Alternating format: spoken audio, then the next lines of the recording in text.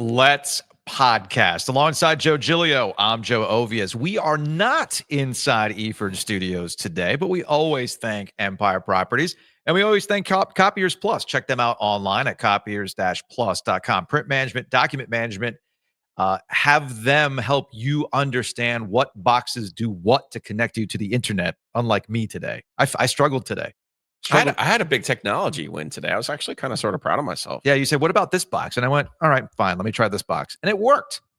Congratulations, Joe. Yeah. It was also like, hey, I have a smaller cord. We didn't have to undo a bunch of things. There was a lot of logic involved. Now, that is our version of tech support. Copiers Plus has much better tech support than we can provide. So check them out at copiers-plus.com. No, we are at the North Carolina Baseball Museum today out in Wilson. Actually, I have to correct myself again. Hold on a second. Let me hit the corrections and clarifications. I apologize. All mixed up, you don't know what to do. I guess we'll clarify and correct something or two. Cause you know what, Joe is not the first or the last thing they've got wrong in the past. We are not in Wilson. We are in Wilson. Oh, okay. There's a T. You got to make sure you throw it in there. I've lived here long enough to know, like, no. There's a magic T inside Wilson that most people don't see, but real North Carolinians know it's there. Now, we're at the North Carolina Baseball Museum today in Wilson at Fleming Field. It's a very, very cool spot. They have a fundraiser golf tournament taking place on Wednesday. Giglio is a celebrity participant. I can't wait. You got your road back picked out for tomorrow? I do. Yes. Of course you do. Of course you do. We're going to talk to Marshall Lamm, who's the curator here at the museum here in a little bit. Just kind of give you, what is the purpose of the museum? What are they trying to accomplish? What is here? There's a lot of cool stuff. Now, we might get a little crazy with it. We might have a little show and tell with some of the items that are here at the museum. I'm excited. It's a very, very cool spot. It's a very cool spot. And we're also going to check in with Julian Council, LockedOn Panthers. I have been holding off reaching out to Julian because I feel like we only ever talk to him when it's crappy. So I was like, hey, they won. They won. Good call. Let's talk to Julian from LockedOn Panthers. So we'll do Joe's favorite topic. Look at the schedule and see if there's some winnable games on the schedule for the Panthers. There's some sunshine in there. There might be. I know Julian's hyped up about this. Speaking of football, we had a couple of quick hit things to get to. We'll start with football related to the ACC and transition to basketball. The news of the day yesterday in the ACC is that it looks like we're getting closer to some sort of solution as to what to do with their conference schedule and match it with the SEC, the Big Ten, and the Big 12. The SEC was the most recent conference to move to a 9-game schedule. Yesterday, the SEC released their primary partners. I don't know how Alabama and LSU got out of having to play each other in this situation, because I know that ESPN wanted that for TV purposes because Alabama LSU is a big deal, and we know that ESPN is going to have to pony up more money for these conference games, so clearly they're going to want some return on that. They didn't get that, which I was surprised by. But yesterday, Jim Phillips, commissioner for the ACC, put out a statement saying that the ADs in the conference agreed to move to a 9-game conference schedule after their meetings in Charlotte. As part of the new scheduling model, league teams will now be required to play 10 Power 4 games. Most teams will begin playing a 9-conference game plus 1 Power 4 game in 2026. So in that statement, Phillips said that the ADs were overwhelmingly supporting the change from 8 conference games to 9. This is from ESPN. Conversations about moving to a 9-game conference schedule ramped up after the SEC made that decision. The Big 12, obviously, and the Big 10 have done this already. The new scheduling model will be presented to the faculty athletic representation for formal adoption later in the week. Although we don't know quite how it's all going to play out because you got the Notre Dame factor. Like, how does that count and all that kind of stuff? I would have preferred, because the math is very hard to math on this. When you include Notre Dame and you go to 9 conference games, I would have preferred that they just go a requirement of having to play 10 Power 4 games, because I think that allows for teams that are contending for the college football playoff to get creative with their scheduling. And it looks like that's not the direction they're going in. But I understand why they're doing this, because you need uniformity for whatever the next iteration of the college football playoff is going to look like. Yeah, I think the bottom line here is there's going to be one team that only plays 8, and almost certainly will either be Florida State or Clemson for the 3 years that they remain in the league between 27, 28, 29 to 30. Right. And then I think it's just weird. I I fear this means the next year. I don't think you're going to see NC State, ECU play all that much ever again. I don't think you're going to see NC State and App State ever play. Yeah. Quite frankly, that game was already bought out. I wouldn't be surprised if next year's game is brought out, the one that's in Raleigh. Florida canceled last week a series with NC State. So I think to what Manny Diaz was trying to tell us last week, if you went to 8-2, where do you find the opponents? Well, to find the opponents, you're likely just going to end up playing each other anyway. Yeah. So you might as well make it a conference game. I think this is going to squeeze out some of the regional games that we enjoy watching and then the people in North Carolina enjoy. And quite frankly, I don't like it. I am not a fan of this either. Those games have sizzle to them. I can tell you for a fact they have sizzle to them because I see the numbers when those games happen for us, right? When NC State and App State play, when North Carolina and App State play, I see a bump in the numbers. People are more fired up about it, and that's what kind of makes college football fun as a regional thing. But as we know, we're getting away from it being a regional sport as we nationalize it, and the money's to be made in the college football playoff. We'll see where it goes from there. One quick note about App State. This news came through late yesterday after we had already finished recording the podcast. We knew that former App State head coach Sean Clark had a medical emergency back on September 9th. We found out yesterday that he passed away at age 50. There was some talk that he was making progress in that recovery from that medical emergency, but as the statement from UCF was put out late yesterday, he died unexpectedly on Sunday. And the quote from Scott Frost, the head coach at UCF, reads, "Sean was so much more than a coach. He was a remarkable man, husband, and father who cared deeply about his players and staff."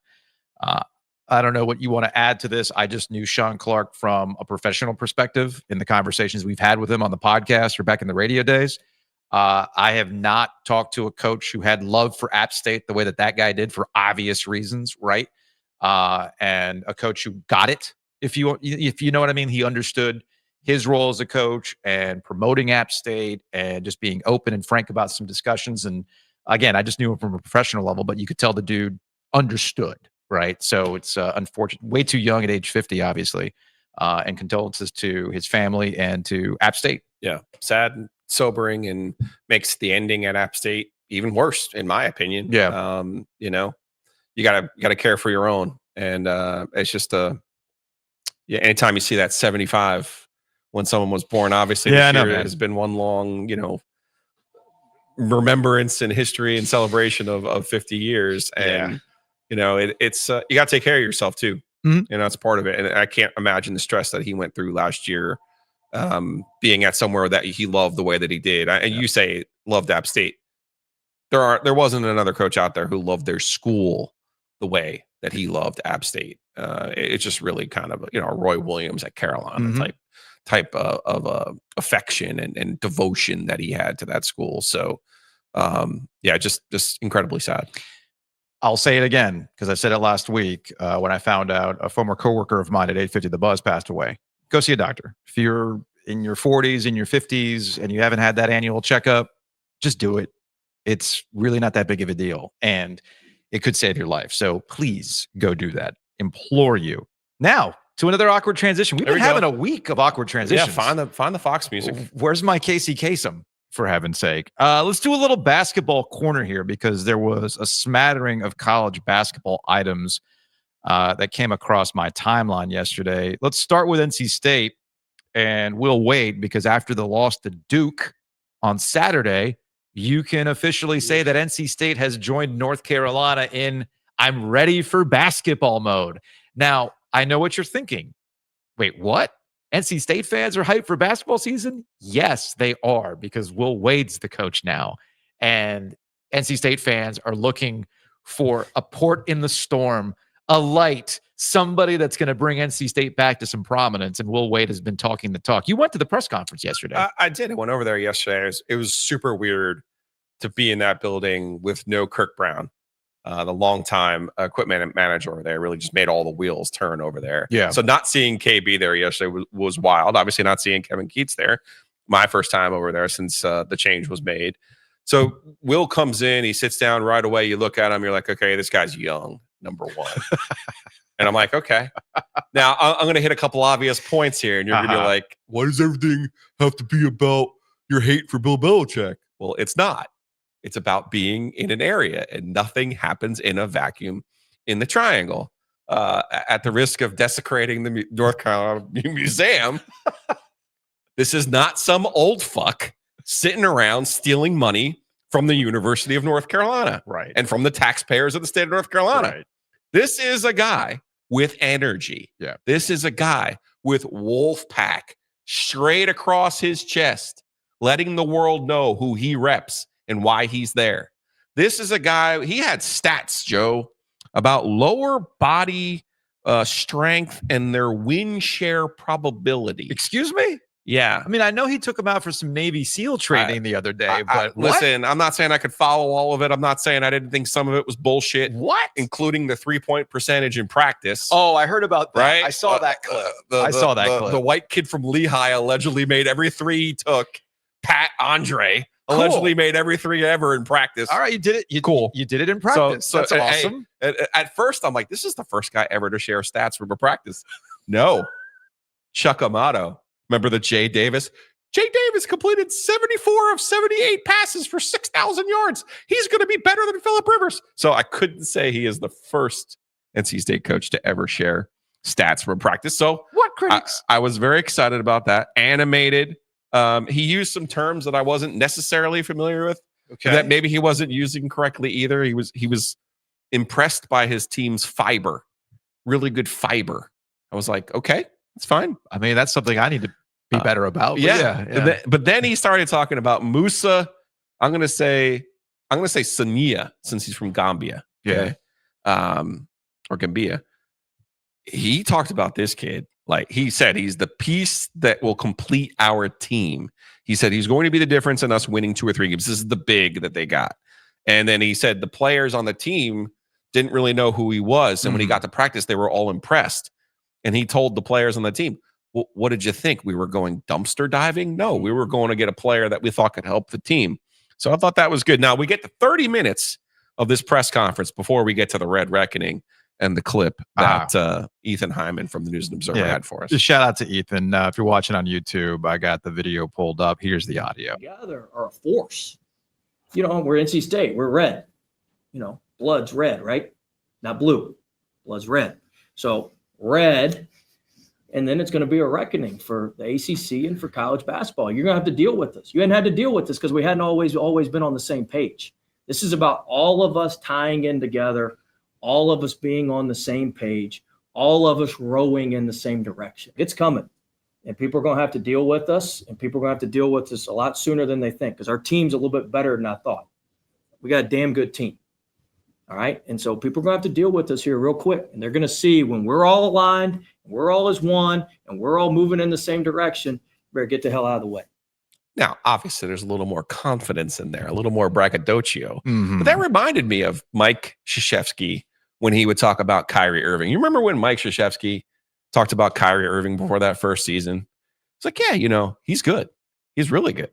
And it's like, oh, okay. If Mike's saying that, then obviously. Now, but to your point and all the things we've said about Bill Belichick, your messaging matters to your team. Yes. Who's he talking to right now when he says, you know, we're a little bit better than I thought we were? Probably his team, who my guess is behind closed doors, he's bad-mouthing a little bit to try to motivate them. Of course. Oh, That's every coach. You guys aren't as good as my McNeese group. You're not as good as my LSU team. But at some point, you got to pick them up. You got to love them up a little bit. I love it. I love the energy. I love the way that his messaging is on point. Now, you got to win the games. Please don't get me wrong. This isn't football. Right. Like, this isn't like you're going to be graded on a curve. Like, oh, congratulations. You beat NC State, you Duke. This is you're in the big leagues now. This is Final Four, ACC title, NCAA tournament stuff. This isn't let's be triangle good. 2 things about this. I see what you're saying about messaging to players, and there's a long history of coaches saying one thing to the team behind the scenes and then going through the media to send a message that might be different or to encourage them. Sometimes you have to go to the media so it gets to them. Oh no, he's publicly talking about us like this. Oh, we better pick our stuff up, right? I get all that stuff.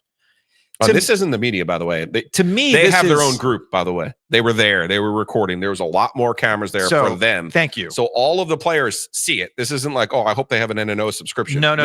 They see it. But it goes beyond the players. This is for the first time that I have lived here since 1995, since I've been working as a member of the media since my senior year at NC State. This is the first time I can recall in basketball where the NC State coach is talking shit. Okay. Like, to the point where there's no excuse making of tough neighborhood. No, you're going to have to deal with us. Shout out to Mark Gottfried. Or, you know what? I take every game the same way. We practice the same. Okay, Herb Sendek, got you. 1/16. 1/16 of the thing, right? Yeah. And, you know, bless Kevin Keats, but I mean, we saw his record against those schools, especially UNC. Not great, along with some blowouts. And the less said about Sidney Lowe as a coach, the better. Let's just remember Sidney Lowe, the basketball player at NC State, winning in 1983. The point is, even to a certain extent with football, right? Dave is not one in like now. Salty Dave comes out when it's time for Salty Dave. It's not a 365. You have to pay attention to us. That's not his default mode. It's not his default mode. Yeah. There's a reason why there's Salty Dave. Okay. And Dave's been here for so long, you tend to forget how Tom O'Brien was. Tom O'Brien was sarcastic. It was very much military. Keep it buttoned up until I have to drop a banger. Triple play. You heard the sniff. You knew the tell, right? Yeah. And Chuck was like proto Dabo, right? You can wear the sunglasses, you can talk that talk, but the winning doesn't match it. Well, nobody's going to take you seriously. And I think Dabo is kind of dealing with that right now with Clemson, and that your resume talk and, you know, you can get off the bus. I'm keeping track. I'm like, that works when you're winning, not when you're about to go 6-6 as it appears. Okay. So I bring all that context and setup to say that Will Wade truly is unique to this area for NC State as a head basketball coach. And I don't mind him talking the way that he's talking because the other stuff hasn't worked for NC State. Yeah. So yeah, and more importantly, he recognizes that at North Carolina and at Duke, you're not dealing with Hall of Famers. So why not? Why not establish your corners now while North Carolina's kind of going through it with Hubert Davis and we don't know what the future is going to hold? And while you have respect for John Shire is still new at Duke, and he's not Mike Krzyzewski because and he'll never be Mike Krzyzewski. So you can establish your corners in that way. And I like it, but to your point, you do have to go out there and back it up with some wins. There's an investment there too. There's that too. Like they have a lot of players. I'm not sure all of them are going to play. Sure. Unless they have more than one basketball. Well, some of them are not going to play. They're all hitting 50% from three, right? Yeah. So you got to play them all. I mean, but you know, the kid from Texas Tech, when you see him walk out there, you're like, ooh, that's different. That's totally different. Now, that being said, I mentioned North Carolina. You know what else I like? I like Caleb Wilson. I was going to say, I'm really starting to be sweet on this guy. This is our second clip now where I'm like, this guy gets it. So, and I have no idea how. He's from New York, right? Or so, is he from Atlanta? He played in Atlanta. So Caleb Wilson, quick context, what was it last? It was ahead of the TCU game. Or it was a pregame at TCU. Caleb Wilson was out there with the students and whatnot.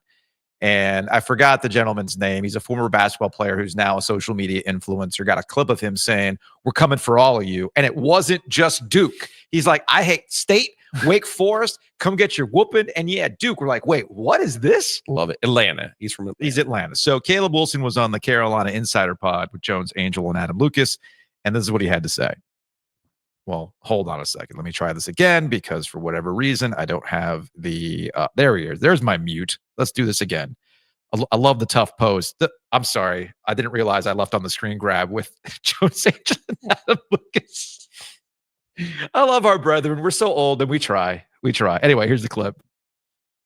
Made it. I think it's great for us. I can't remember a team that's been number one at the beginning of the year that's really went and did it. So, you know, I feel like they'll know that we're playing with passion. I feel like the best thing about all the transfers and me being new is we're all hungry. Like we haven't been coddled. We haven't been in North Carolina for years and seen everything the school has to offer. We're all hungry for success. We're all hungry to see what it has to offer. So everybody on the team is like really aggressive and pushing for greatness. And everybody's coming from different backgrounds. So I feel like it's just going to show us like we're some dogs, like for real. Now, if He has a short memory because UConn just did that a couple of years ago where they were number one and repeated as champions. But that's me picking nits. I love the messaging from him. yeah, Hey, we haven't been here because we've talked about a hard reset for Hubert Davis pretty much since 2022. Yep. And now he finally has one in this group. Yes. There's no more Baycott. There's no more Davis. There's no more Love. It's almost an entirely new group for them, say for Seth Trimble. So I think and that's the kind of mindset you need from your new players. Also that second messaging part about, like, hey, we haven't been coddled. We're hungry. I remember one time famously, and I like Steve Kirshner. He's been at Carolina forever. He's an institution over at Carolina. he is. Yes, He's his own museum. He is. And this was back when Larry Drew 2 was divisive to the fan base because Roy insisted on playing Larry Drew 2 instead of Kendall Marshall. Right. And Lorenzo Perez and I wrote some interesting words about Larry Drew 2 that were accurate, quite accurate. I always forget that I'm not the first Cuban you've worked with. I forgot. Shout out to Lorenzo. And Kirsch kind of pulled me aside at the ACC tournament and said, hey, this is just a kid. This is just whatever. And I'm like, Larry Drew 2's dad was in the NBA. He's been coddled his whole life. No one has told him that he is a cancer. I'm sorry that I'm the first one to tell you this, but your season turned around when he was benched. Yeah. Okay. Yeah. So there is that attitude, and particularly on that AAU circuit of when you're a 5-star guy and your whole life, you're going to every tournament, everybody's taking care of you, you're getting every pair of shoes in the world, you're getting this handshake and that handshake and everything else. So I love this attitude from Caleb Wilson. I really, really do. Yeah, I've liked it since I saw that clip. The only question that I have is actually about Hubert Davis. We've seen this at Duke with John Shire. You've got a guy that you're going to have for a year. Yeah. That's all you got. That's what play you got. him, okay? If they're that talented, you play them. There's no like, well, the way this works, you got to get no. If Caleb Wilson is that guy and he clearly has that hunger, you play him. There's no walking him up to whatever. There's no minutes restrictions or whatever it is. Play him. That's what I'm going to be the most curious about going forward for Duke. Or for Carolina. Speaking of Duke, which I was going to transition to, congratulations to Kara Lawson, Duke women's basketball coach. She's been named Team USA head coach for the Olympics. I'm sure the kind words from the media mean a lot to her. So I know. Shout out to Mitch Northrum, who called this last year, and it's finally come to fruition. And but yes, Kara Lawson will be your head coach for Team USA basketball. Kara Lawson and Hubert Davis, both former ESPN employees who don't quite get how to work with the media. Yeah, but don't quite get it. But she's got a slogan on the media credentials. So that's all that matters. Okay. Here's one last basketball note. Outside of the ACC, Bruce Pearl has suddenly retired ahead of the basketball season. Because we're right now into practice mode, preseason, everything else. We're not too far away from the official start of basketball season. Not our unofficial start, as we joked about earlier. This has been bubbling around for a few months now. That Bruce Pearl potentially run for a political office. Yeah, so the talk was, and again, it was all gossip and rumor. The talk was that Bruce Pearl was considering pulling like a Tommy Tuberville. I was going to say, it's not quite because Auburn does have a former coach. Yeah. In the Senate. But Tuberville wasn't coaching when he decided to run for Senate. Gotcha. Bruce Pearl is currently employed, and he's got a really good basketball team, and they've been going to the Final Four under Bruce Pearl. So he retired yesterday. Again, I have to stress this. This is something that's been bubbling around for a hot minute. This shouldn't surprise anybody. The questions are, what exactly is he going to do next? I think he's 65. So he's still young enough to be coaching, but clearly he does not want to coach basketball. It seems that he has some other calling that he wants to pick up.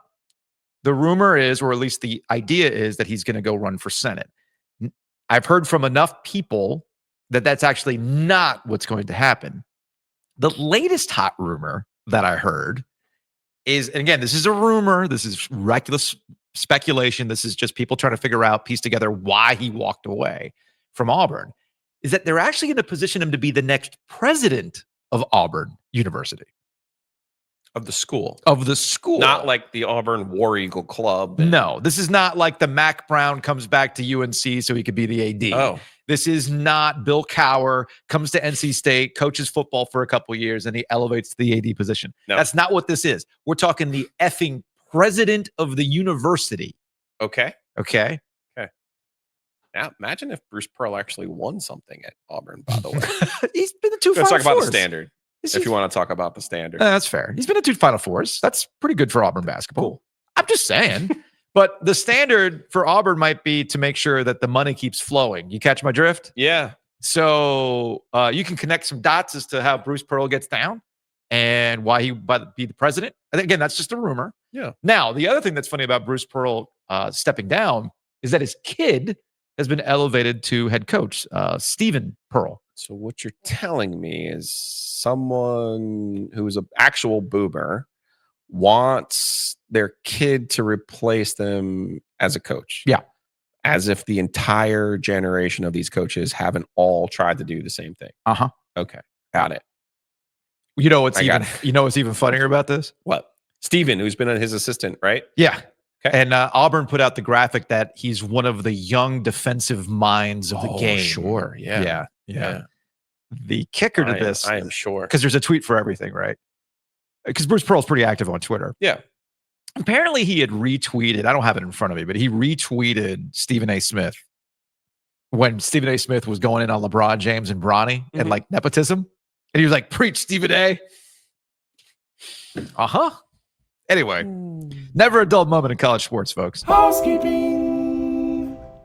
Big thanks to Enovana. You can check them out online at enovana.com. Green Cleaning Solutions. If you have mess inside your mansion or trash in your cabana, get it clean with Enovana.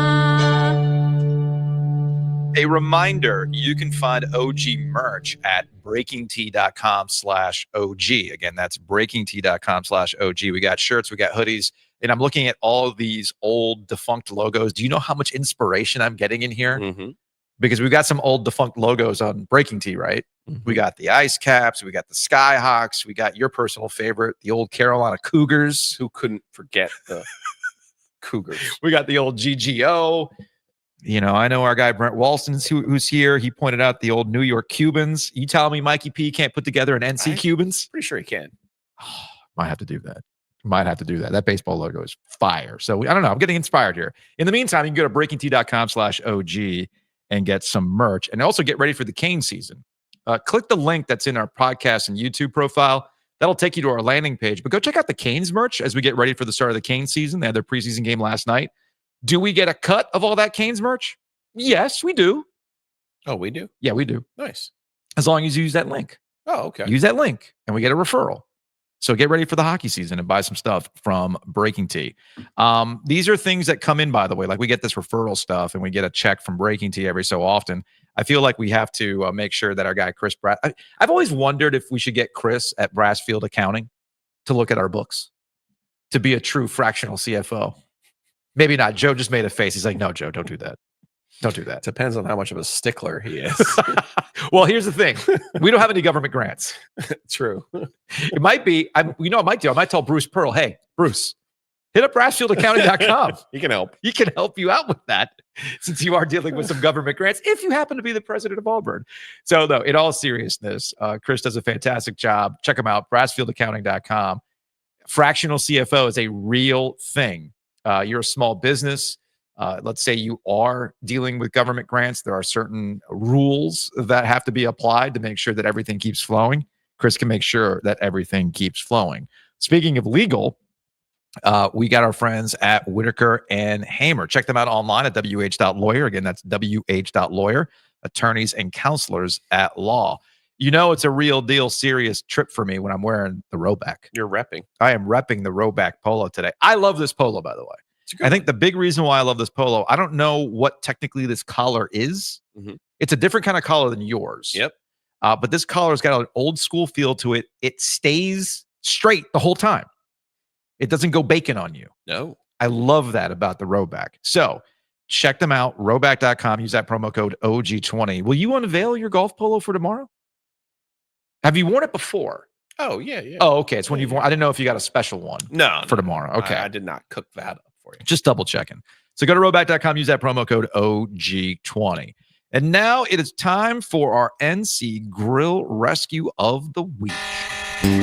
No need to bury your barbecue. Call NC Grill Rescue. And now it's time for your NC Grill Rescue of the Week. What do you got, Joe? We're going to have to rescue Derrick Henry's hands. Dude. His third fumble. 2 have been costly in losses to the Bills and now Lions last night. I don't know about you, but you watch the Ravens at some point and you go, well, that looks like the best team in the NFL. And then they do something that makes you go, no, can't trust them. And then 2 minutes later, you're like, wow, their defense really is dog shit. I'm glad you brought this up because this always becomes about Lamar Jackson, right? Well, he fumbled, clearly. It was his fault that Derrick Henry fumbled. It's his fault that John Harbaugh has a long history, even before Lamar Jackson, of giving up big leads. Okay. So I don't Yes, I had money on the Ravens last night. I mean, that's fine, though. That's fine. The point is that we want to make, I get it. The environment that we live in, everything comes back down to the quarterback. Totally understand that. But when you take a step back and you look at the Ravens' issues of not being able to bring this thing home, and again, I'm not absolving Lamar. Lamar has had some no-shows in the playoffs. I get that. Right. But this is a team-wide issue with the Ravens that prevents you from trusting them. And why most of the trust is now going to the Buffalo Bills if somebody's going to overtake the Chiefs. Because as we've noticed, I think people are starting to see my point of view on this, the Chiefs are a shell of themselves. You mean in the AFC? In the AFC. I mean, Philly is still kind of in the driver's seat. You got to overtake them at some point. No, I agree. I agree. But in the AFC, KC is clearly a shell of themselves. I don't think it's going to be enough for them this year. Props to Detroit, though. They were a mess in that opener against Green Bay. And since then, they've absolutely smoked the Bears. And now this game last night, third quarter of this game, I thought their defense was a big differentiator. So maybe Dan Campbell's got a couple of cartilage and kneecaps left to be chewed after all. Big thanks to NC Grill Rescue for the Grill Rescue of the Week. Have them rescue your grill. This is like maintenance. It's like a car, right? If you keep up with it, then it's going to last a long time. I see some of these houses that are going up. I see some of these outdoor kitchens. They're left out there to the elements. Okay. Yeah, you're cooking on it, but you're also leaving it out there to the elements. If you want to make that investment last a long time, get it cleaned. And like really cleaned, which is what NC Grill Rescue does. It'll be right back to looking like the day you got it. That's the beauty of NC Grill Rescue. Also, something to think about now that we're in tailgate season. Yeah, I get it. There's a little season in there that you want to use. I get it. You can replicate that. You get a little seasoning as the season goes on, right? I get that. But when the football season's over, make sure you get that thing clean so it's ready to go for next season and that it just doesn't sit there and rust out and you have to go buy something new. So check out ncgrillrescue.com and make that thing look brand spanking new. Again, that's ncgrillrescue.com.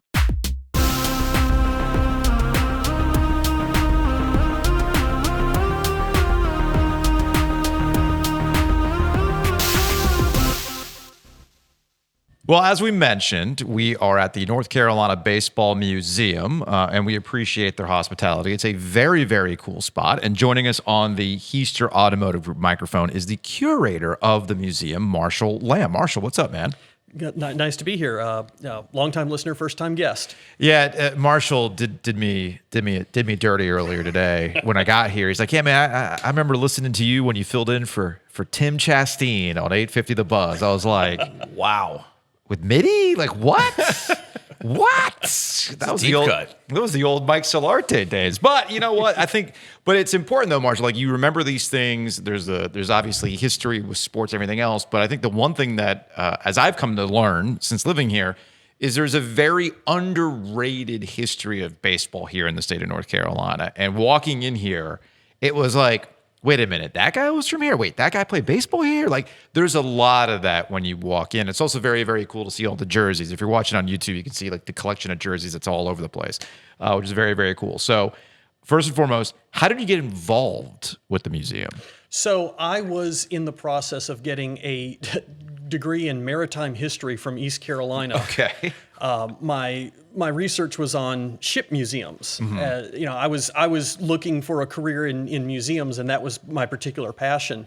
And as I was working on my master's thesis, somebody from the board said, these guys have opened a museum. It's not been open very long. It's only been open a few years. They could really use some help in sort of the professional aspects of museums, policies, how to collect, how to exhibit, that sort of thing. So I said, sure, I'll come to a meeting and I'll help give them some advice. And 15 years later, I'm Here still you here. are, right. So what is all involved in bringing all this into the building? Like, is it just families? Do are you scouring eBay like I do from time to time for like old ACC stuff? Like, how do you bring stuff in? So the museum was a product of the Wilson Hot Stove League, and for your audience that may not be familiar, it's sort of an informal network of every town would have a group of people that really love baseball. And in the winter, during the off season, they would sit around the stove at the general store and talk about what they had seen that year and what would happen the next year. And so our hot stove banquet folks decided we need a museum dedicated to the history of the sport as it relates to North Carolina. Because like you said, it's very underrated. Growing up here, basketball is king, but the rich history of baseball really needs to be expressed. And at the time, there was a relatively young North Carolina Sports Hall of Fame at the Museum of History. And we took some elements of that, but it's the first museum that's dedicated to the history of baseball for a specific state. And what came about was a number of the folks that ran that particular hot stove chapter were very well connected with the sporting world and the rest of the state. Legally Armis in particular, if you've ever been to the Sports Hall of Fame, he was one of the straws that stirred the drink, so to speak. And he did a lot, along with Kent Montgomery and some of the others, to contact all of these folks and families and get memorabilia from them. He went to Enos Slaughter's daughter and asked if there was anything they could donate. And so we have a very nice case for him among our 7 North Carolinians that are enshrined in Cooperstown. We have exhibits on them. But thankfully, that was an era in the early 2000s where the memorabilia market had not exploded like it has now, and it was still relatively easier to get those items. Okay. But it's also easier to find things for journeymen, for guys who have they didn't have Hall of Fame careers, but they still were important enough to be recognized. Because one of the 2 pillars of the museum is we want to represent all of the North Carolinians that have made it to the major leagues, whether they were born here or whether they were raised here. And that goes from our 7 Hall of Famers down to guys that played a single game. We call that the Moonlight Graham rule. Okay. For the doctor from Field of Dreams. And he's down in one of the cases. Sure. That is an accomplishment. It takes a lot to get to that level. Even if you only play a single inning, that is something that very few guys are going to do. And as of today, I believe we have 9 North Carolinians that have made it to the majors this year alone. Okay. I believe there were something like 11 last year. It's really amazing how many of them are making the majors now. And this is from a state that supposedly is not a big baseball state. You hear folks talk about California, Texas, Florida. North Carolina has put now over 530 players into the major leagues since Charlie Jones in the 1870s. Yeah, I mean, you got Cal Raleigh, who's not from Raleigh, but is from North Carolina. But that's still Probably going to be the MVP of the American That League. is the perfect name for the embodiment of North Carolina baseball, is a guy named Cal Raleigh. So when you have his exhibit here, are you going to put it by the dumpster? I mean, you got to do that. It's an homage. Right? It's an homage to the big dumper. For those who don't know. Yeah. Now, we got to get you something from Nolan McLean, too. Yeah. Garner. I mean, come on, man. The Mets, I know the Mets are teetering on the verge of blowing it again, but he is their best pitcher right now. It's been quite an accomplishment. We will occasionally buy a card off of eBay just to make sure we have something in the case for them. But we can do better than that. Any family, anybody that wants to donate stuff, if they played, if their kids played, if their parents played, we absolutely are happy to take donations, even if we are running out of space swiftly to display. Well, that was my next right, and we're here because you guys are doing a golf tournament on Wednesday. Giglio was one of the celebrities. for that golf tournament. He'll be introduced and things like that. And I'm glad this golf tournament's finally happening. I know this is something with rain. It's been kind of rescheduled and everything else. But, you guys are raising money, obviously, and that's important because as I walked in here, for those who aren't familiar, we're in downtown Wilson, was Fleming Field, and there's a lot of history with this field. I mean, not me, I don't get too nostalgic about certain things, but driving up, I was like taken back. Like, oh, this is what baseball, quote unquote, used to be. There's a level of nostalgia with this field. There's a lot of history with this field, obviously. But you were clearly outgrowing this space. So what is the goal here with the North Carolina Baseball Museum? Well, this is a moment of transition for the entire city of Wilson. Yeah. The Tobbs just made their announcement that they're moving to Smithfield in the shadow of the Warbirds getting ready to play in April. And downtown is very different from the downtown I remember growing up in the 80s and 90s here. It is a bustling little downtown. And well, you're legit because you got Wawa. Yeah. So there's a Wawa right up the way now, just saying. I don't want to talk about how many points I have on my Wawa rewards card. Hoagie Fest is going to be lit. Anyway. So yeah, but no, Wilson's a lot different. And yes, the Warbirds are part of that. So what is the future of this field? So this field is going to continue to be here. Okay.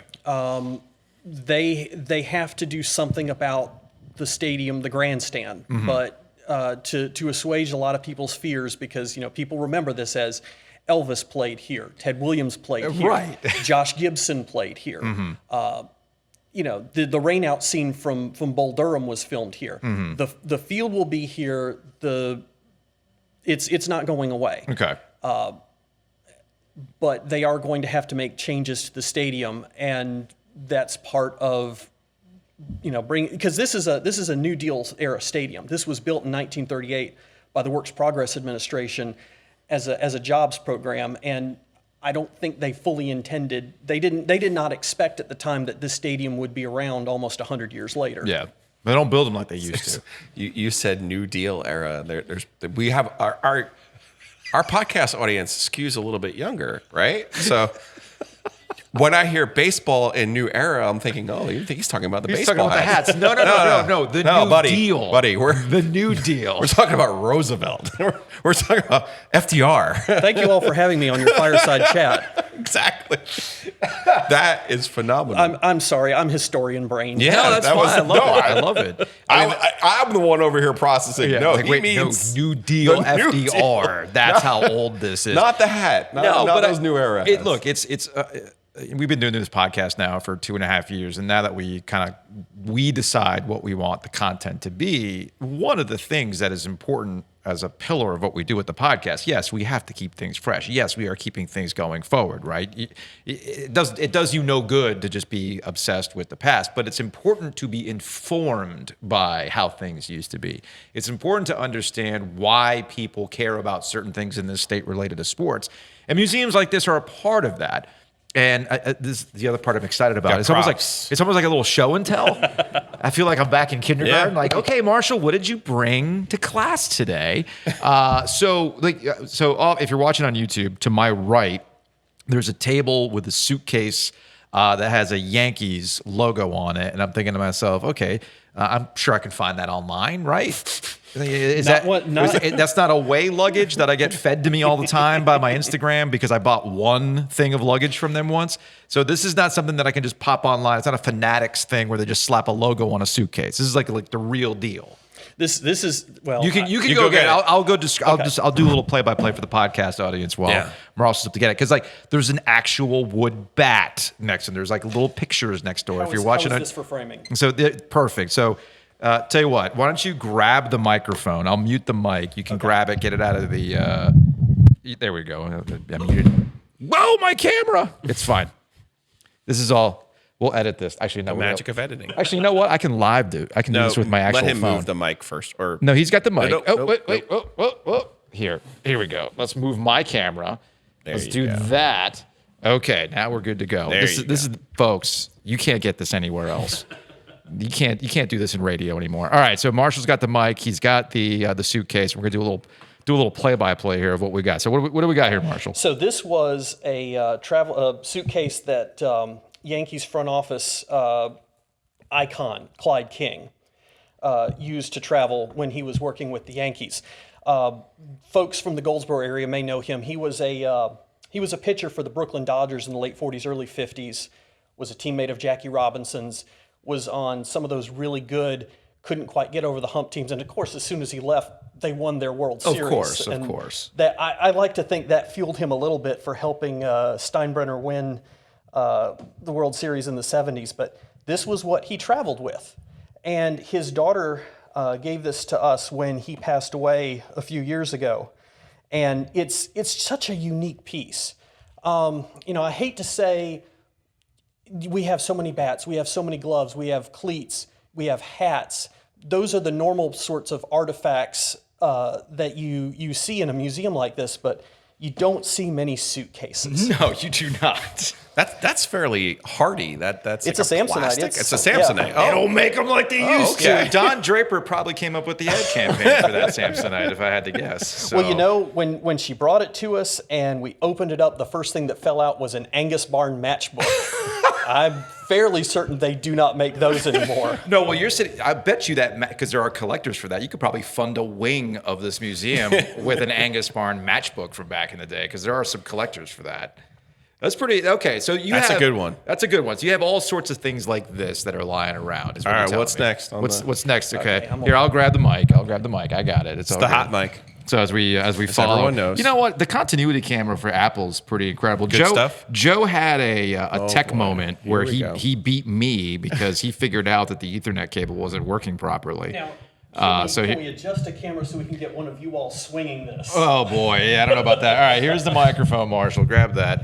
All right, so what do we have here? What are you holding right now? So this is the oldest artifact in our collection. We love bringing this out to show folks because this is a head turner.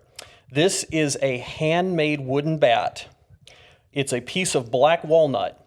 We believe that it was chiseled out of a piece that broke off of a horse plow. So this is some Oregon Trail stuff right here. And hopefully Speaking Joe's language. Hopefully nobody died from dysentery making it. Well, Maybe.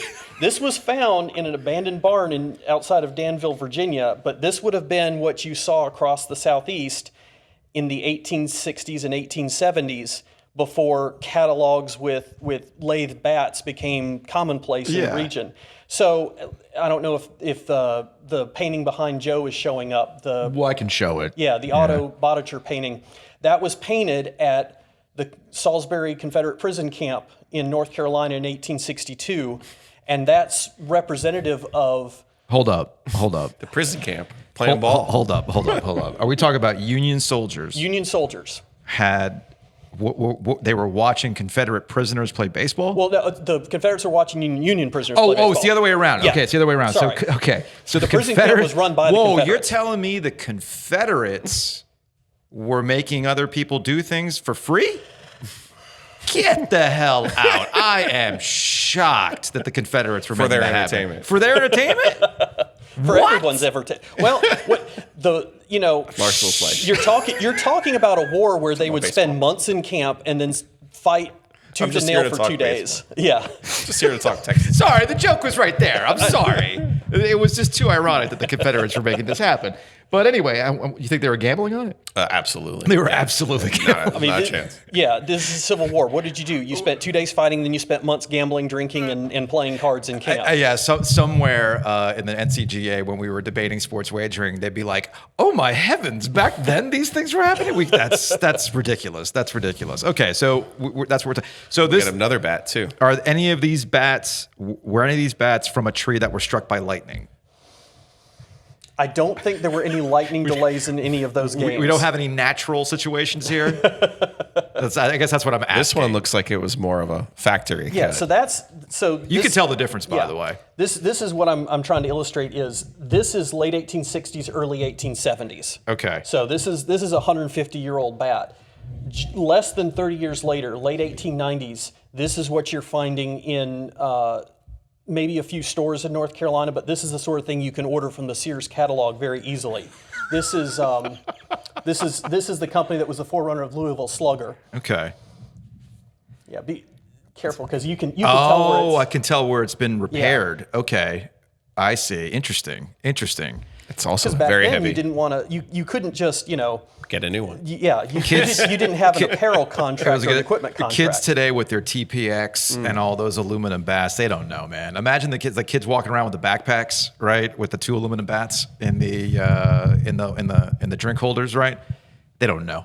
Well, it's this would build character. That's the funny thing is. All right, Marshall, you can sit back down. Okay. He's got one. Well, I got one more. Oh, okay. What more props? But What do we got here? Let me tell my quick thing about okay. this. So you're talking about repairing bats, broken bats.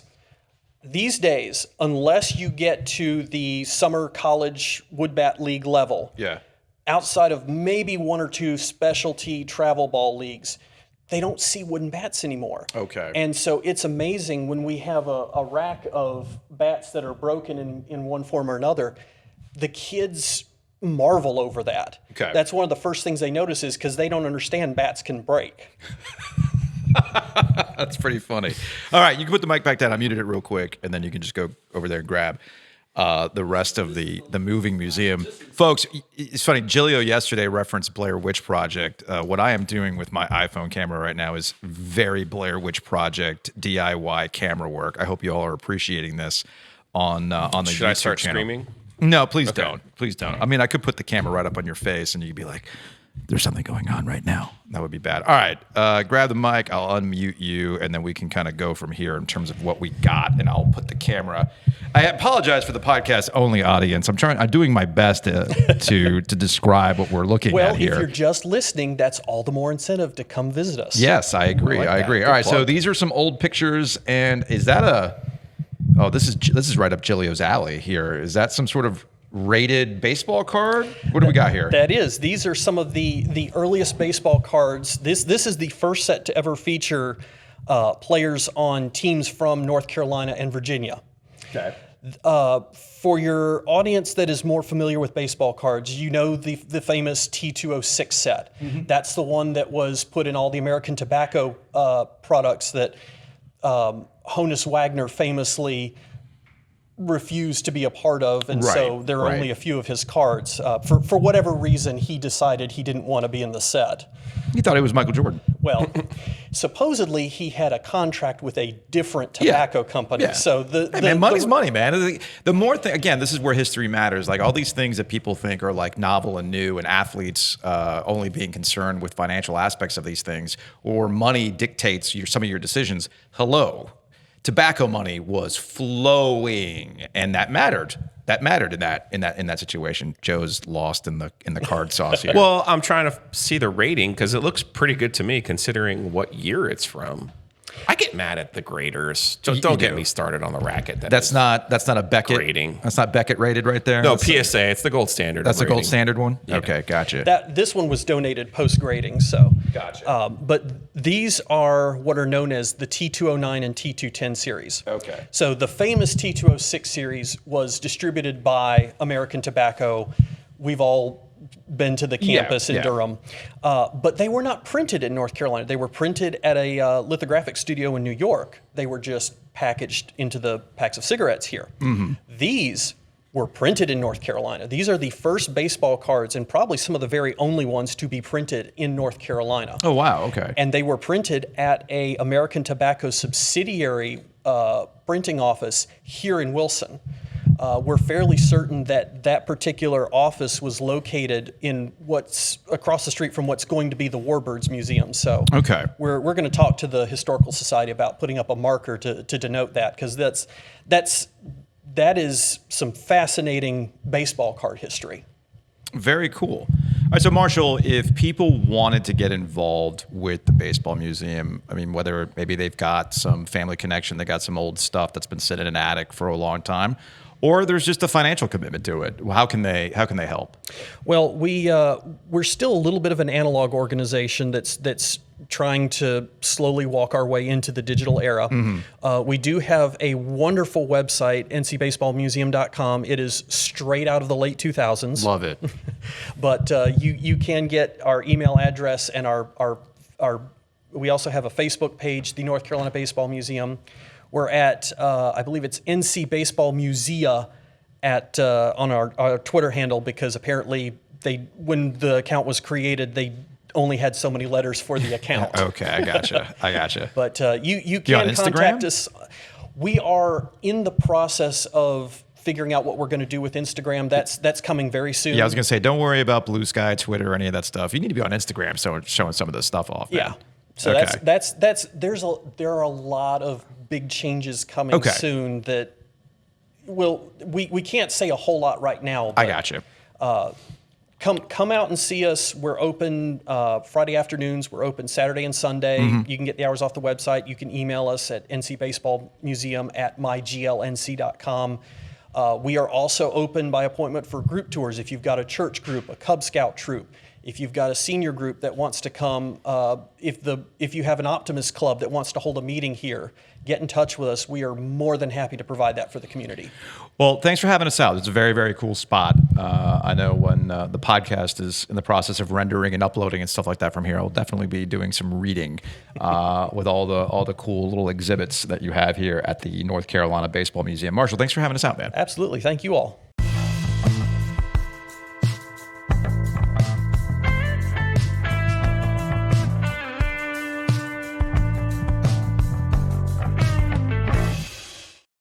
Big thanks to Hometown Realty. Check them out online at myhtr.com. Again, that's myhtr.com. You can buy and sell with confidence. I know what you're thinking. You're driving around, you see homes that have just been sitting there for a long time. You don't really know what the market is right now. Or maybe you're seeing a lot more homes go up. You're like, well, maybe should I sell? What does this mean if I want to buy a house? I don't have the answers for that. You don't have the answers for that. You know who does? Hometown Realty. So check them out at myhtr.com. You buy that house, I hope you're using Middle Lending. Yeah, the interest rates, they're going to fluctuate. There's a lot of speculation as to what they could or could not do. This is why you got to talk to the experts like Gordon Miller and the crew at Miller Lending. Maybe you're looking to refinance and you're thinking, well, you know, what's going to happen? Maybe I could buy down the rate and lock it in for 30 years. No. The math does not math on paying closing costs. That's why you got to go with Miller Lending. Never pay closing costs. Stay flexible. Your situation changes. Well, Miller Lending can change with you. And more importantly, if it doesn't make sense for you to refinance, they're going to tell you this. So all we ask is that you call them, 919-447-3377. Visit them online at millerlending.com/OG. Or I'm sorry, millerlending.com/theOG. Take that thing to close, and you will get a Raleigh Wine Shop gift basket. I am worried about Gordon. Why? The Tigers lead in the AL Central is down to a game. It's fine. I don't It's know, Joe. It's fine. I wouldn't worry about it. By the way, if you let's say you refinance and you're doing some of this home remodel stuff, take a little bit of that money and get some new blinds, get some shades, get some automation in your house. Yeah. That's worth the investment. Check out Bloomin' Blinds, 919-980-9815. Chris and the crew are going to take care of you. We're going to see Chris and Nico on Friday. I was going to say, we need Chris to get to the place next to Hayes, the Rialto, that restaurant. Yeah. It was like the sun was setting in the building. I'm like, do they not have a shade here? Who was the friend that you had with you? Joey. Joey. Yeah, Joey. Poor Joey's Joey. 70. Like, I think at some point you had the menu I up, did, because so you could they be desperately need the shade for that. Bloomin' Yes, Blinds. Bloomin' Blinds can help you out with that. So check them out. Give them a call, 919-980-9815. They bring you the After Dark. And of course, you've bought that house, you need insurance, or maybe you've had your house for a long time, you've got your insurance, you think you're set. You could be leaving money on the table. Call Matt Davis, insuregarner.com, 919-779-8277. Matt Davis at State Farm has been doing this for a very long time, and all he's asking is that you call him for a conversation. See how much money you could be saving by switching your home and auto over to State Farm with our friends Matt Davis at insuregarner.com.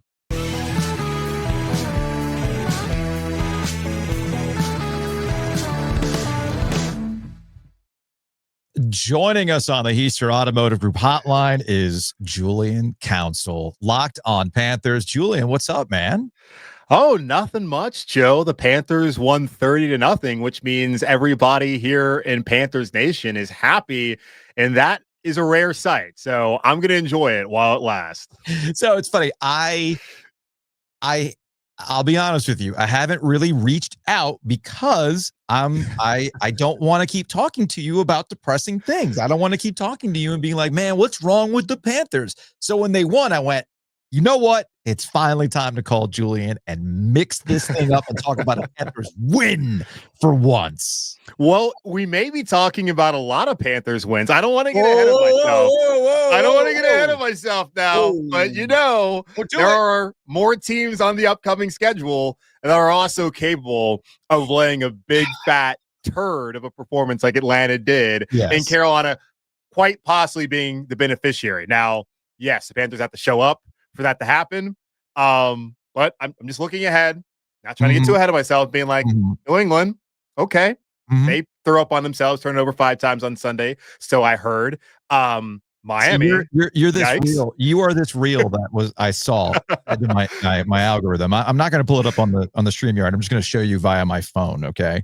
Okay. And the reel says Panthers fans will be the most depressed people on earth, but then be like this when they get to witness a single touchdown in a game. And it's Kobe, right?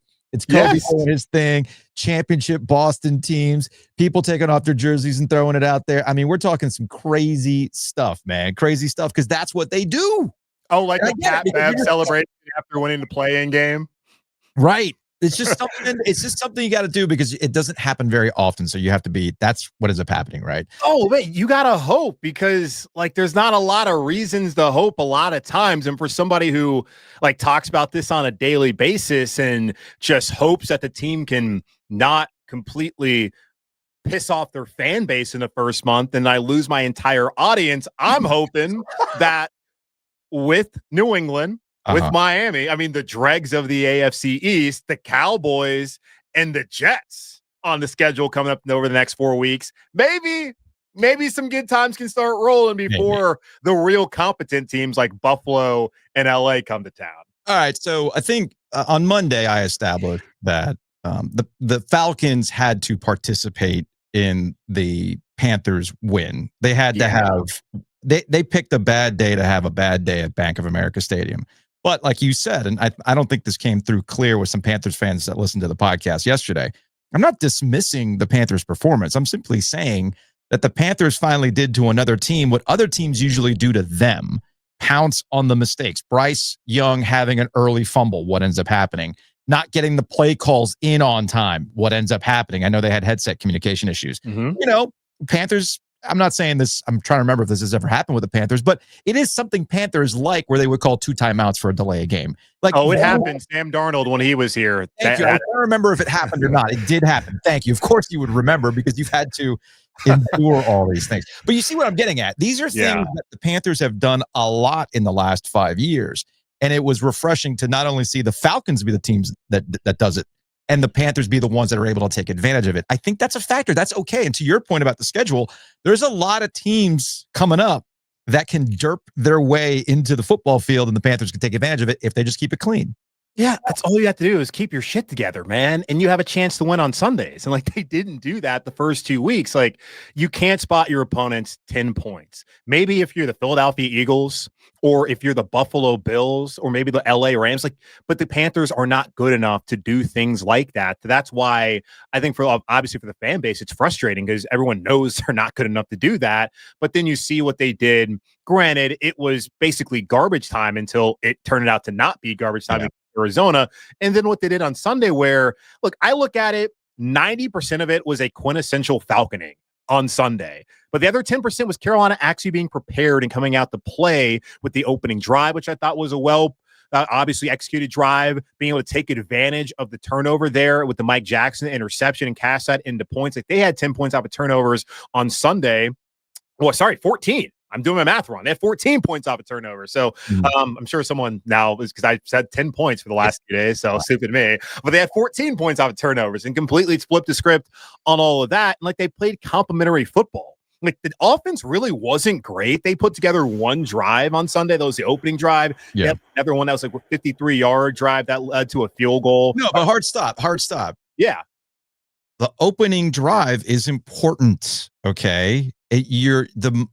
How a game unfolds does matter based on your opening drive. And if Giglio were here, he would tell you that stat. He's got the yellow pad stat of the Bryce Young career starts and how few end up in touchdowns. So, and that was a big deal for them. Of course, two of them, I think he's only had 3 touchdowns in his career with the opening drive. 2 of them happened against the Falcons. That bad. Yeah. And a lot of that also is kind of questioning Dave Canales and what exactly is happening from the practice field to getting that there in game day and not looking like everybody's on the same script. It was important to get that start given how they had started the first 2 games. Yeah, and I asked him about that on Friday during his final press conference, just trying to figure out like how involved is Bryce in the process of going through the opening script, because it's been referred to like as the dot game. I know back when, what was his name? The old NFL writer, Peter King. He wrote about this a couple times. He talked about how, they would go through players and just dot the ones that they like. And Dave says this is a process that starts on really Monday after film review when they start looking ahead. They just go through it. They have multiple walkthroughs, and it was interesting to hear that. And he actually did tell us before walking away, this was something that wasn't actually recorded by the Panthers, that he doesn't try to make too much out of the opening drive.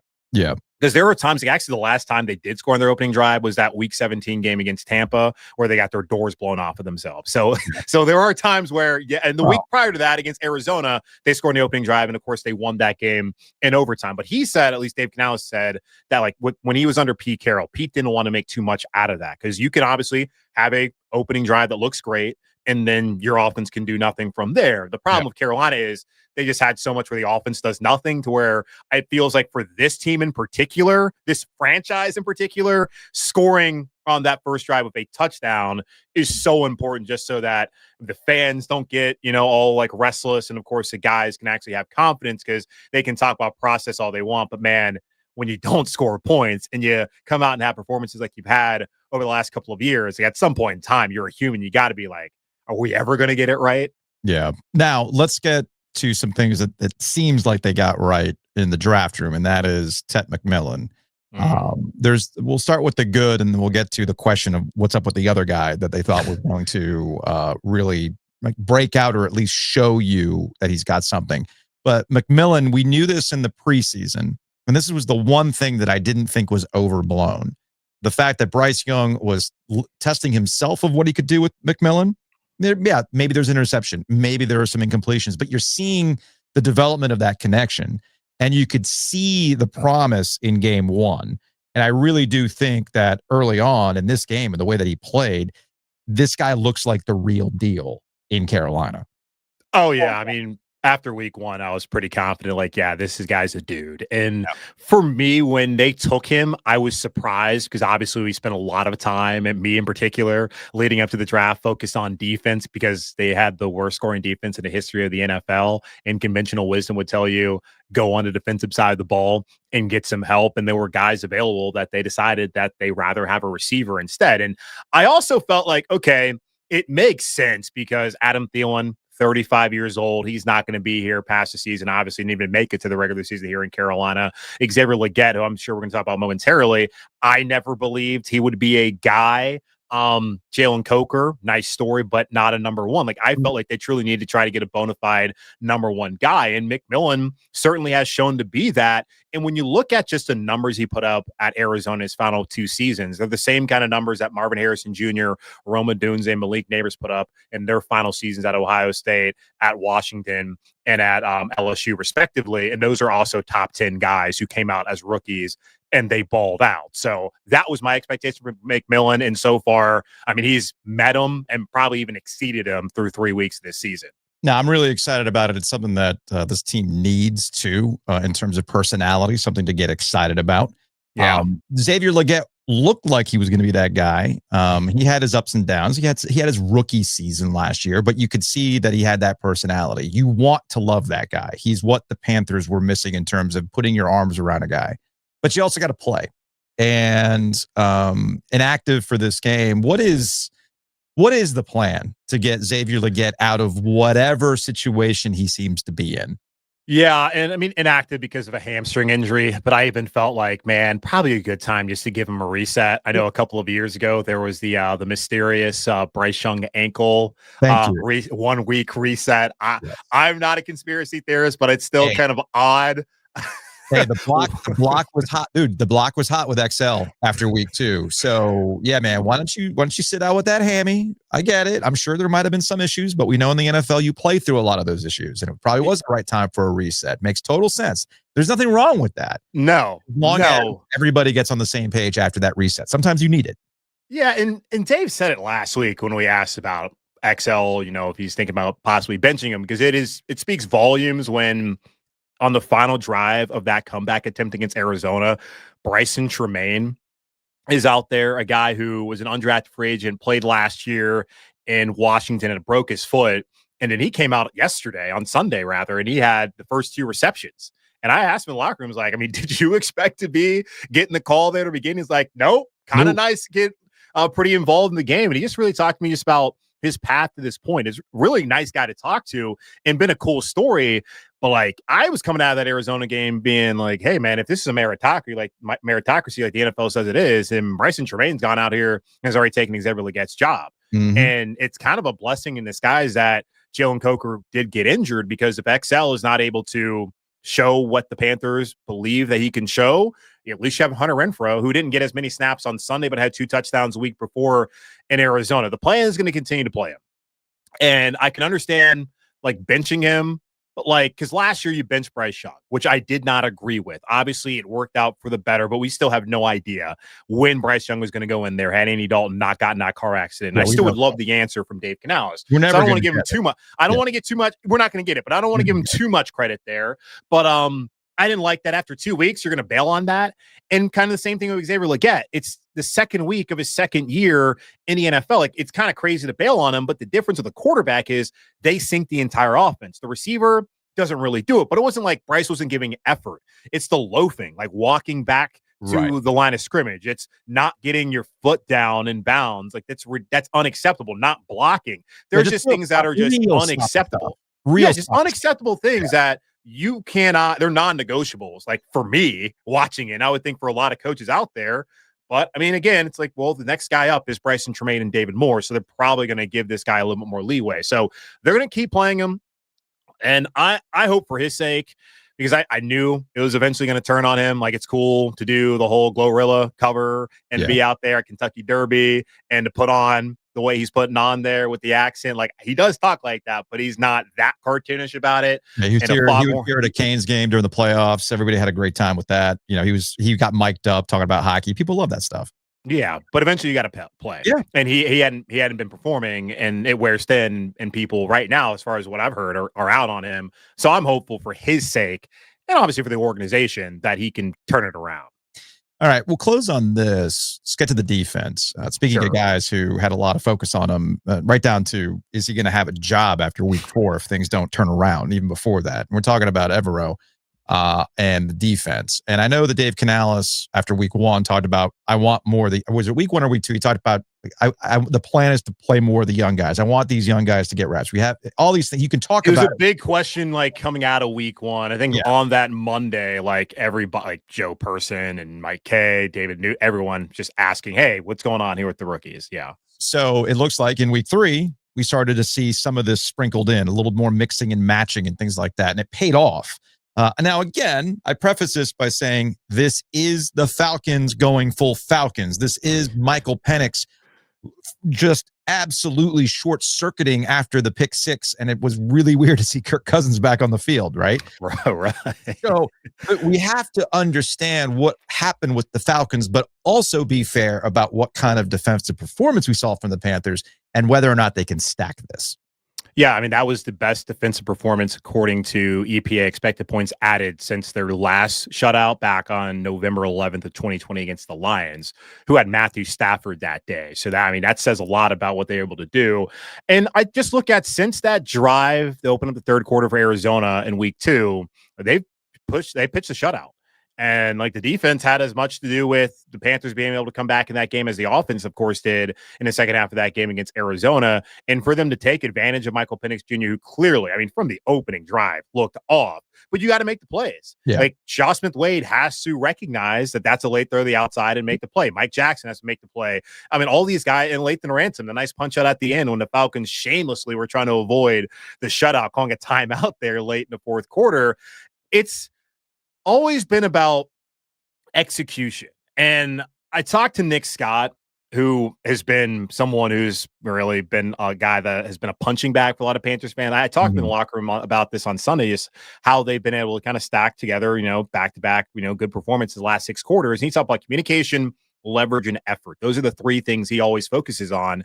And you can clearly see at times communication is off. And you can see, even with a guy like Nick Scott, the leverage, on that play against Jackson with a long run by Travis Etienne, wasn't there. The effort, I think, is typically there.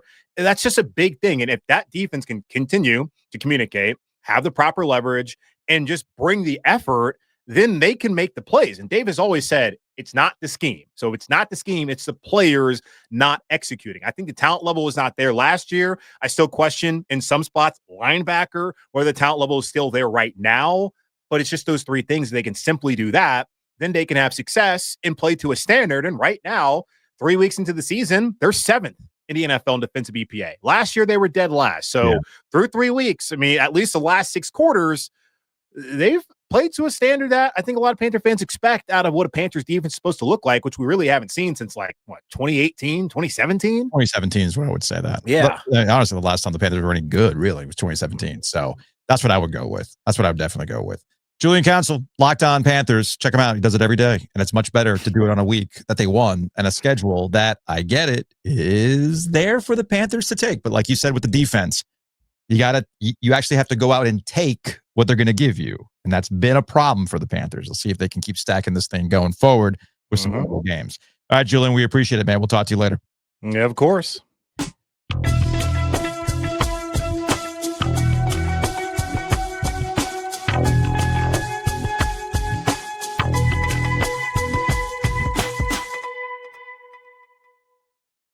Big thanks to Two Roosters. Two Roosters so good, NC State fans could admit it while their team is getting beat at Wallace Wade Stadium for the Devil Tracks. Big shout to our guy, Brett Friedlander. He's a big Two Rooster guy. What, did the free bird text you? No, I saw the free bird yesterday. Okay. He was over at Wolfpack Land. So, Okay. Yeah. He's like, that Two Roosters. Wait a minute. I thought Brett That's good. I thought Brett retired. Do you ever really go away, Joe? Is that going to be us? Have you? Like when we say, guys, it's finally time to sunset the podcast. Are we still going to be showing up to stuff? Because we can? Because we got nothing better to do? He's a big Two Roosters guy. Good. So check out tworoosters.com. They got new flavors every month along with their core. I had the Fluffernutter. And I know as the month is wrapping up, I'm going to have to go back and get some more Fluffernutter because it's very, very good. It's a great idea. And as we mentioned, you can go to Wallace Wade and get the Devil Tracks. Like I said, so good. Even NC State fans were like, all right, fine, yeah. Last night, back at the arena, preseason hockey. This is right. Two Roosters is back in the house. So let's get excited about it. So again, and it's the best deal in the building. Easily. The Slave and Sunday remains, yes. Check out tworoosters.com. Again, that's tworoosters.com. I was doing some, I wouldn't say yard work yesterday. I was getting some stuff out of the shed. I was putting up Halloween decorations, my Halloween lights, my Halloween blow molds. Okay. I got some cool pumpkin blow molds. I just acquired a new, shout out to Father and Son. I just got a new blow mold tombstone that says trick or treat on it. Okay. Classic, man. Classic. So as I'm out there putting all this stuff up, putting lights up, you know what was not happening? I was not getting bitten up by mosquitoes. No bugs. No bugs because Mosquito Authority had just come to the house earlier in the week. So check them out, bugsbite.com. Look, man, I'm literally out there putting up not Christmas decorations. That's too early for that. I was putting up Halloween decorations, which is not too early because we're officially in fall. Hey, man, it's gourd season, baby. Yeah. It's decorative gourd season. So you've Joe. always just been disrespectful for Thanksgiving. That's what I'm hearing. No, I've been trying to respect Thanksgiving. You're trying now. Yeah. Yeah. All right. Anyway, go to Mosquito Authority, Pest Authority, bugsbite.com is the website. I'm having one of those days, folks. It's a Tuesday in the Ovies house. So once I leave Wilson, I'm off to go get my younger son, Jacob, and we're going to go to Invisalign Arena, where he's going to go have a defensive clinic. That's right. And then I'm going to run back to the house. See our guy, Coach Tim. Coach Tim Healy's going to be doing the thing. And then when we're done with that, go back to the house. I'll catch up on some stuff. Maybe I'll put up some more Halloween decorations. And then I got to go back to Wake Competition Center for his off ice later this evening. With all that running around, you don't have time to grab food. Or do you? Yes, you do. If you have the Happy Inhale app. So check it out. Happy Inhale. Use the promo code OG25. You'll save 25% off your first order. And I'm being serious. Download the app, order ahead, pick it up, and go. Always ready. Always ready. And it comes through in the clutch, much like the butcher's market always comes through in the clutch. Nights like tonight, especially with the hockey season back, you had practice in Garner last night. You know what really helps? Having a meal that you can just stick in the oven and go. And while Butcher's Market has everything you need for your tailgate, it has everything you need to cook out on the weekend. And heck, we're getting into the holiday mode. They can cater your holiday events. You got to start thinking about that. Mm-hmm. Like if you're an office manager and you're already thinking about the holidays for the office party, Butcher's Market can cater that. But they can also make sure that you got a meal ready to go in your house. All you got to do is stick it in the oven. So check them out, thebutchersmarkets.com. We thank them for being an OG corporate champion from the jump.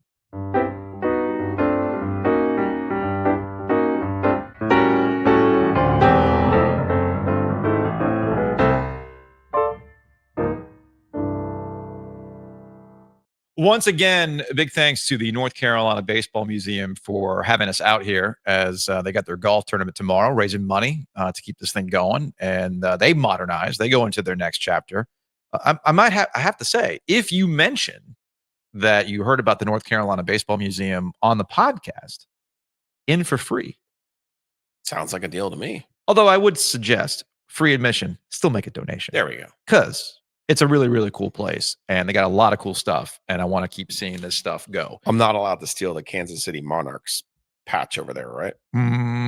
Maybe they got one in the back. I need to send that to Mikey P. That's the baseball with the Crown Royal. That's good. Crown. Put a little OG in there. I like it. Ooh. I like that. Here we go. Let's go to the sports phone. 919-444-2211. Call the OG Sports Phone and curse or don't. As always, the OG Sports Phone brought to you by Nature's Relief. Check them out online at naturesreliefhempstore.com. Bunch of text messages to get through from a 336 offering a different perspective on the Bill Belichick situation. Quote, I'm a Carolina fan that fears we're stuck with him. When he was an aging, control-obsessed football coach, when has an aging, control-obsessed football coach ever just walked away? Got to get James Vanderbeek out here. Reprise his role. I don't want your life. That one? Yoop-de-yoop. Get rid of Bud Kilmer.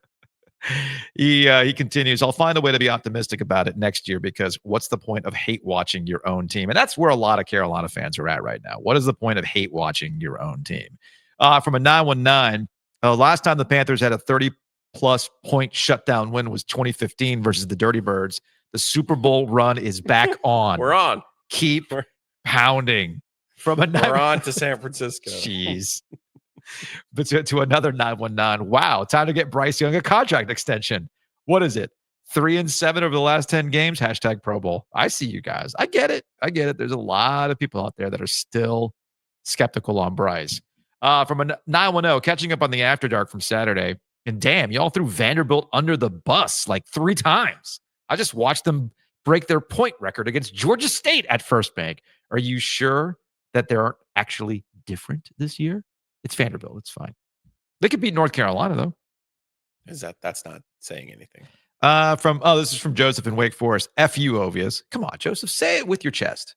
Say fuck you, Ovies. Why? Well, because remember the guy who was mad at me because I said that NC State. I don't know. This could be a new mantra. Like if something doesn't happen for your team, it was like, well, Ovies talked about it. That's right. You said they could be 6. I don't even remember you saying they could be 6-0. I did. I just floated it out. Told you they were going to lose to Duke. I floated it out there. From a 919. I guess it makes sense that Dundon might want to bring Mike McLeod in after hearing how he's charging $45 to park. Hey, man, guy cares about one thing and one thing only. Is it going to help me make money? That's what it's all about. From a 919, Giglio. Is that going to be the default parking this year? I think it's going to go higher. I heard 60. I know in the playoffs it got up to 60. I think in the regular season it's going to be 60.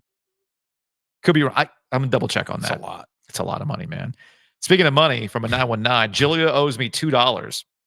He turned me into a degenerate gambler and convinced me it was a good idea to bet on preseason hockey. Oh, Oh yeah, we had a home team lose. I didn't bet on the Canes though. It's from Scott in Wake Forest. Yeah, well, no, hit me up, Scott. I'll Venmo you $2. But it is a good strategy, I promise. Let's see what else we got Home here. teams, not the Canes though, because Rod will always tell you when they're going to play a real players. This is from a 910. Following up on the call about the general admission sections at Wally Wade, how fire would a onesie be with Dave's face and a poop emoji followed by "Be happy we won"? No, there will be no Dave on the onesie. No, we would have to pay him. Yeah, that would be the case. And this is something we can hit on the mailbag. What? What? I had someone else ask for the onesie. It's not. I don't think it's for a baby.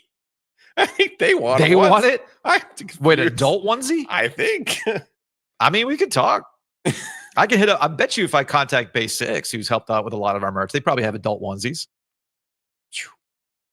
Just a thought. All right. We had a couple of questions about Belichick and the buyouts and some other stuff and whatnot. I think we can address that on the mailbag later in the week. Just letting you know, I've seen some of those, like on the buyout with Bill Belichick or what's up with Jordan Hudson and the UNC Business School and all that kind of stuff.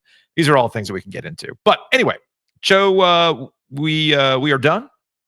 We will be back tomorrow. We've got a no OG Live anywhere other than the studio, right? No, we're at our home base. And then we're boring this week. And then we got this kind of counts as our OG Live for the week. Then we got the golf tournament on Friday. We are of the people, for the people. Indeed.